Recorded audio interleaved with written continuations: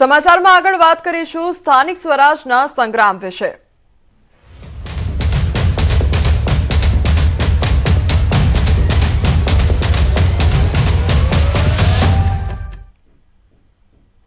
ભુજમાં road show બાદ હર્ષ સંઘવીના આક્રમક પ્રહાર સામે આવ્યા છે। જો કોંગ્રેસના ઉમેદવાર જીત્યા તો મોડે સુધી નવરાત્રી રમવા નહીં દે તેવું કહેવામાં આવ્યું છે।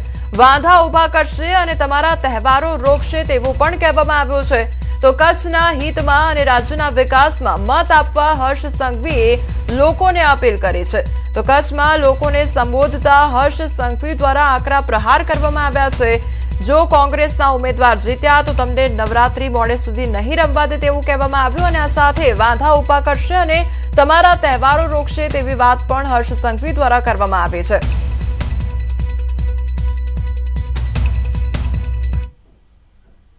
कोई लुखो टपोरी गुंडो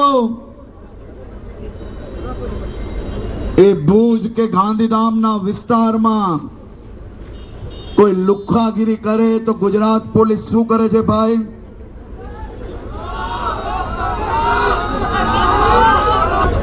करवू पड़े के नहीं भाई? आ लुखा टपोरियों ने आज भाषा में समझावा पड़े के नहीं? ક્યાંય બી એકાત મત બી આપણે ચૂકવાનો નથી। જો ભૂલ ચૂકમાં આ કોંગ્રેસીઓ આવ્યા અહીંયા એ તમારા તહેવાર બગાડવા આવશે, રોકવા આવશે ને મારે છે ગાંધીનગરથી અહીંયા એને ઠોકવા આવવું પડશે। અમદાવાદમાં ચૂંટણી પ્રચાર દરમિયાન નાયબ મુખ્યમંત્રીનું નિવેદન ચર્ચામાં આવ્યું છે। લાંભામાં આયોજિત એક જાહેર સભામાં નાયબ મુખ્યમંત્રી હર્ષ સંઘવીનું નિવેદન સામે આવ્યું છે। નવરાત્રીના ગરબા રોકવાવાળાને ઠોકવામાં મારો સમય ન બગડે એ જોજો તેવું કહેવામાં આવ્યું છે। તો ચૂંટણીમાં પરિવારવાદ નહીં પણ વિકાસને મત આપજો તેવું કહ્યું છે। કોંગ્રેસ કે અપક્ષનો એક પણ ઉમેદવાર ન જીતવો જોઈએ।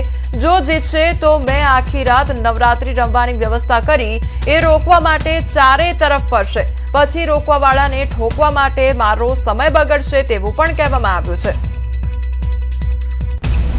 આ કોંગ્રેસનો એક બી ઉમેદવાર કે અપક્ષનો ઉમેદવાર અહીંયાથી જીત્યો ને તો મેં જે વ્યવસ્થા તમારા માટે આખી રાત ગરબાની કરી છે ને એ રોકવા માટે ચારે તરફ ફરશે, પછી મારે રોકવાવાળાને ઠોકવામાં મારો સમય બગડે એના કરતા ચારે ચાર ઉમેદવારને જીતાડવાની જવાબદારી તમારે લેવી પડે કે ના લેવી પડે? આ તરફ અમદાવાદના ઓઢવ વોર્ડમાં ભાજપનો વિરોધ કરવામાં આવ્યો છે। ઓઢવ વોર્ડમાં શિવમ આવાસ અને ગાયત્રી આશ્રમની આયોજિત મહાસંમેલનમાં વિરોધ કરવામાં આવ્યો। ઓઢવ વોર્ડમાં યોજાયેલી સભામાં એસસી મોરચાના પ્રમુખ ડોક્ટર કિરીટ સોલંકીનો વિરોધ થયો છે। સ્થાનિકોના વિરોધના કારણે તેઓએ કાર્યક્રમ છોડીને ભાગવું પડ્યું હતું।